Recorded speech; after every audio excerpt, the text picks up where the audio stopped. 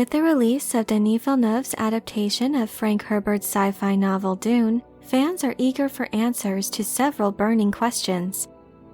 While Dune Part 1 has been hailed as a cinematic masterpiece and a mostly faithful interpretation of the iconic novel, many have voiced their desire to see more world-building elements and were left with lingering questions regarding the powerful institutions that make up this universe.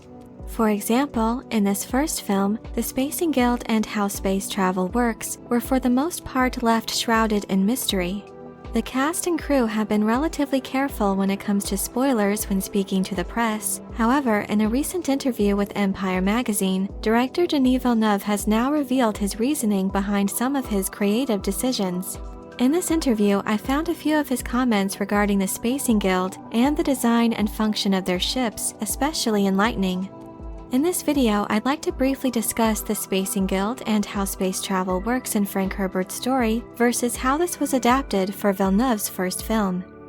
Frank Herbert's Dune series depicts a future where computers and thinking machines have long been banned from society.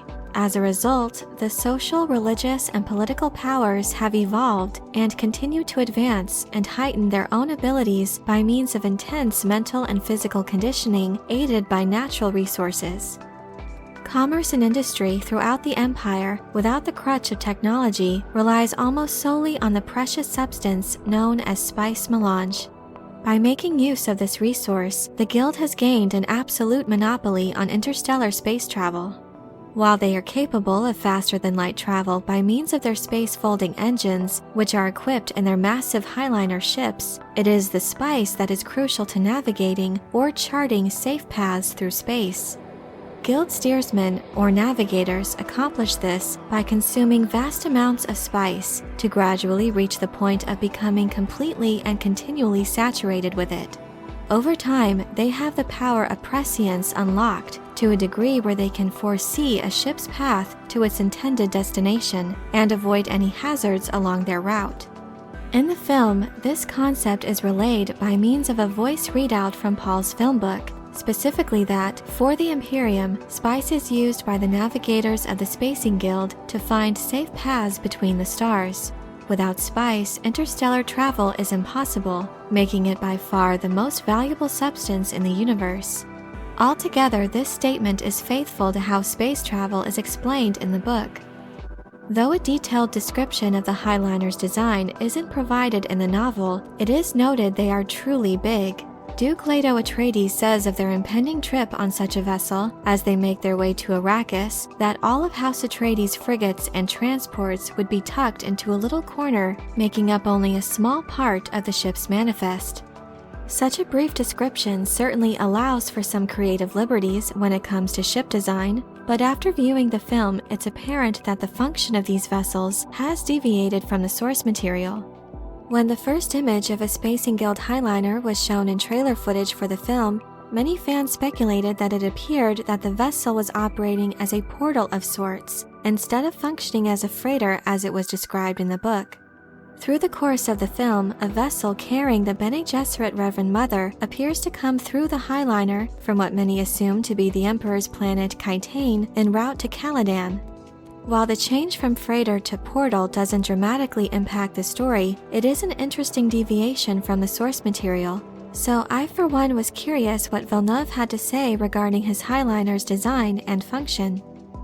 When asked about the relationship between spice and space travel, Villeneuve said, quote, "I insisted that we never go inside the spaceships. Dune is really a project that was, for me, focusing entirely on Arrakis and the Fremen planet, and focusing on the ecosystem of the planet. It's a story that is very grounded. It's not a story about space traveling. It's so much more beautiful when we don't see."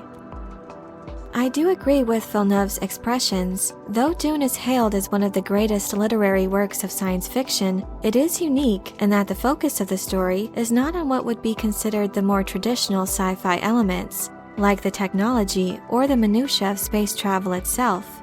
Rather, these details serve merely as the backdrop for the character-focused story. The interviewer then asked him about the transport ships themselves, how they appeared to echo the shape of the worms, and whether or not it was a sort of stargate that people passed through, or if that structure was in fact the ship itself. To this, the director replied, "The highliners that are used by the Spacing Guild are ships. We went through a long period of design. When we came up with that shape, I knew we had the right one. It feels like an echo to the worm, and at the same time it feels like it could be seen as a stargate.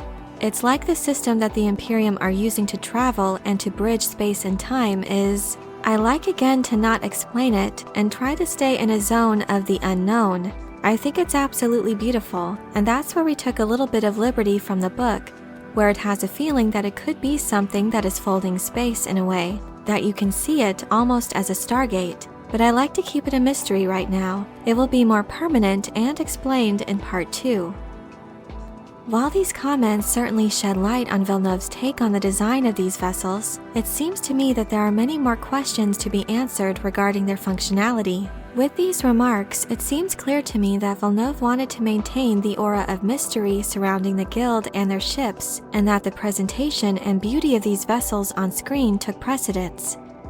Certainly, if these ships are intended to act as a portal of sorts, as I noted before, that would be a departure from the book. However, with the feedback I've seen so far from other Dune fans, it seems that in general the creative liberties taken with this change have gone over well. I personally appreciate the aura of mystery that Villeneuve strived to maintain in the film, as the Guild is a very secretive organization in the book. But if I had a choice, I would have preferred a depiction that stayed truer to their functionality as freighters rather than acting as a sort of traveling portal ship. However, it should be noted that these kinds of liberties appear to be par for the course, as each of the previous adaptations have had their own unique interpretation of this particular element of Frank Herbert's Dune. In the 1984 David Lynch movie, the navigators themselves are the ones who fold space, a function that in the book is accomplished by the ship's engines. The Sci-Fi Channel miniseries also had a unique interpretation of space travel and the design of the navigators. In my opinion, that version appears to be the most faithful depiction of the function of the navigators we've seen so far. In the book, it is established that the Spacing Guild is just as jealous of their privacy as they are of their monopoly on space travel. So in line with that, no description of these beings can be found in the first book. When asked about the Spacing Guild members that were seen in Dune Part 1, Villeneuve said, quote, "They were Guild representatives, they were not navigators. We don't see the navigators in this first part. That was one of the challenges of this adaptation. I was trying to keep mystery alive as much as possible. We don't show the Emperor, we don't see the Spacing Guild navigators. There's a lot of characters that are mentioned or that are in the background that we don't see right away. I tried to keep all the space traveling as mysterious as possible, like almost bringing some kind of mysticism or sacred relationship with that part of the movie. Everything involving space is just evocative and very mysterious." With Villeneuve's seeming confirmation of the portal aspects of his highliners, I'm curious to find out what design the director has in mind for the navigators, and specifically what role these beings play in the operation of their vessels. In Dune Part 1, the Mentat Thufir Hawat mentions that the Spacing Guild required 3 Guild navigators for the Imperial delegation's trip to Caladan, and with the details given by Paul's film book reaffirming their role in finding safe paths, it will be interesting to see just how Villeneuve intends to further explore the mysteries of space travel in Part 2. But I'm curious to know what you think of the depiction of the Spacing Guild and highliners in Dune Part 1.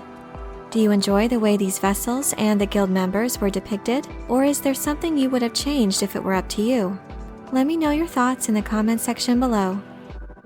I hope you enjoyed this video. Leave a like if you did, and be sure to subscribe for more Dune and other sci-fi and fantasy news and lore.